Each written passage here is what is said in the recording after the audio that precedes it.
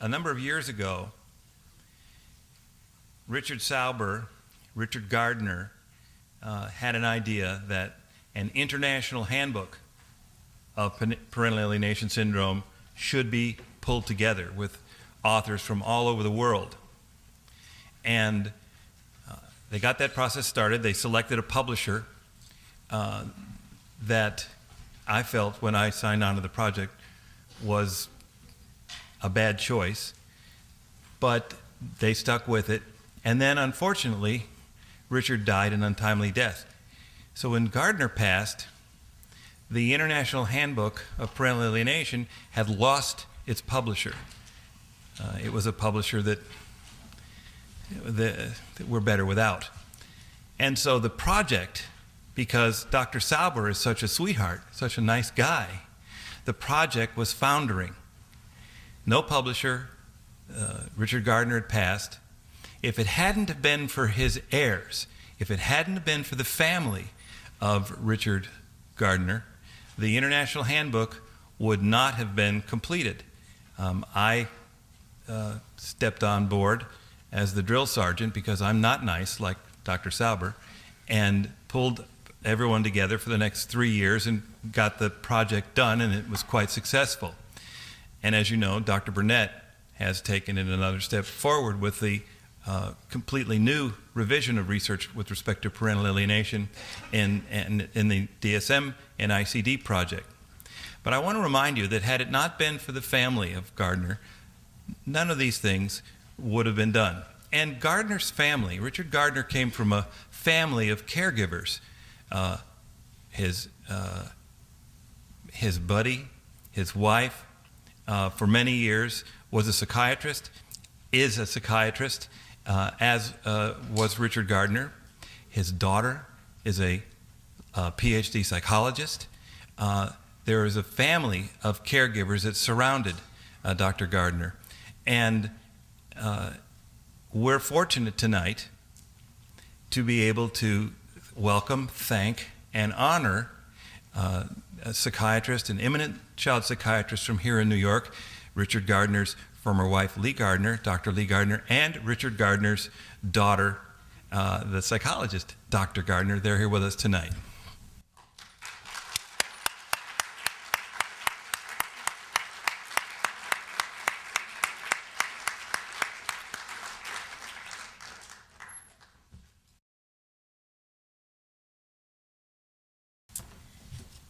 Hi, can you hear me? Okay, so I'm Julie Gardner. I am a psychoanalyst. I live in Boston, and I have a full-time private practice, and I specialize in eating disorders.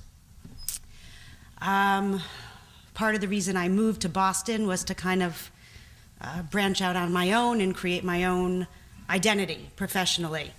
But my father's reputation sort of lingers overhead everywhere I go. And I thought, what would be interesting to a group of people? And I thought, well, maybe if I could tell you a little bit about who he was as a father, that might be different than what you hear in other places. And my father was a man who practiced what he preached.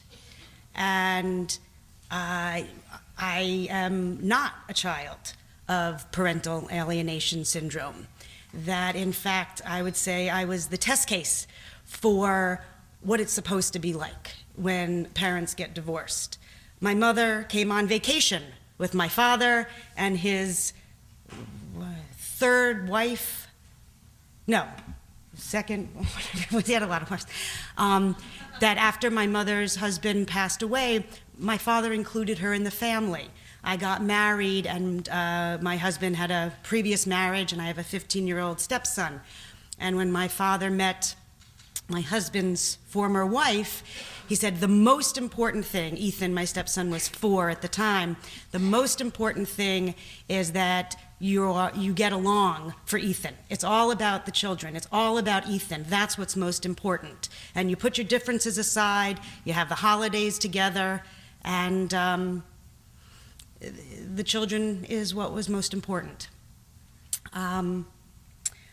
one of the things that was important that my father used to always say was, I don't care what you say about me, just keep talking about me. And he really had a very thick skin, which I do not, but he really didn't care what was important, if people agreed or disagreed. What was important was that he felt, I'm raising critical issues. He was a visionary, and 20 years before, so a lot of sex abuse was out in the open and child sex abuse, he was talking about it, and so we have to talk more openly about what's really going on behind closed doors. And I think he'd be so pleased that this conference is going on, that it's a Canadian group that's here in the States, and that people are just talking about the issues that go on that are hard and difficult to share.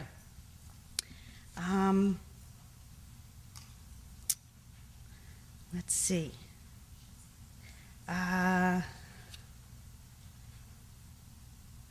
Finally, a really important message growing up from my father was, you give back to society. That it's easy, we all take, but not enough of us give back. And that I have this wonderful plaque in my office that talks about the definition of success. And at the bottom it says, as long as you touch one life and make one change, then your life has been successful. And I know he would be very happy to feel that he's had this impact. Thank you.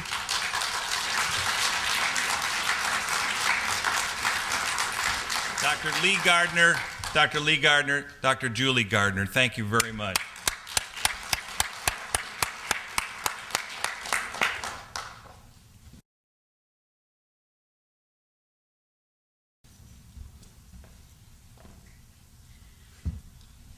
Hi.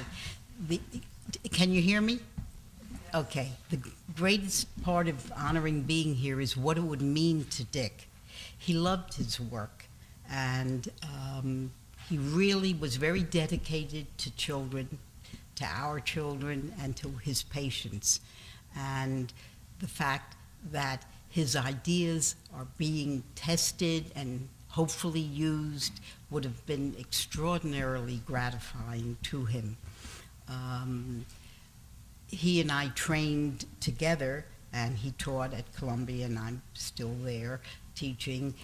And I think the only other way that I can honor him for many of his qualities, which I think your being here is testimony to your recognizing them, is, and this may surprise many of you who I think almost everyone here is probably younger than me, but I do feel that I'm a single parent. I have 3 kids, and they're married, so in a sense they're 6, and we have 9 grandchildren, and the way that I can honor him is to try and be there for them and encourage them to work and make their own contributions, which was extraordinarily important to Dick.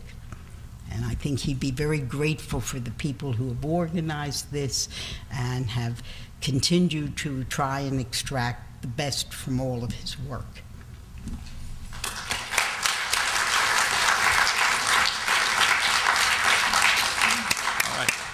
That's a first, ladies and gentlemen. With all of the goofy, ridiculous things that have been said about parental alienation as it's becoming more and more recognized as a disorder, imagine what it would have been like to be Mrs. Copernicus or Copernicus's daughter, or Mrs. Galileo or Galileo's daughter. So this is a first, and we want to really thank Dr. Lee Gardner and Dr. Julie Gardner for coming again. Thank you.